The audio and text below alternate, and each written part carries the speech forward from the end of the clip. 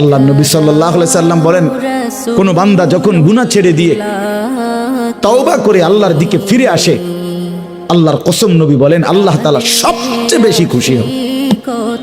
আশাদ্দু ফারাহান, আল্লাহ তাআলা সবচেয়ে বেশি খুশি হয় কখন? বান্দা আল্লাহর দিকে ফিরে আসে যখন।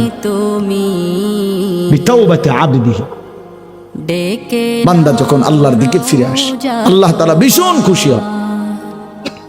গুনার নাফরমানের জিন্দেগি ছেড়ে দিয়ে আল্লাহর দিকে যখন ফিরে আসে, আল্লাহ তাআলা তখন 7 আসমান সাজিয়ে দেয়। ফেরেশতাদেরকে বলে, আসমান সাজিয়ে দাও, জান্নাত সাজিয়ে দাও।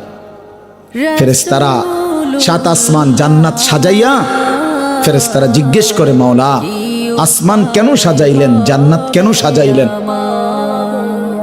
তো আল্লাহ তাআলা বলে, আসলাহাল আবদু মাওলাহু, শোনো, আজ এক গোলাম যে তার মনিবকে ছেড়ে চলে গেছিল অনেক দিন, আজ সেই ভেগে যাওয়া গোলাম তার মনিবের সাথে সম্পর্ক ঠিক করে ফেলছে। আমার এক গোলাম আজ অনেক দিন আমারে ভাইগা গেছিল, সেজদা দেয় নাই, আমার হুকুম মানে নাই, অনেক দিন থেকে আমার থেকে দূরে ছিল, আজ সে আমার কাছে ফিরে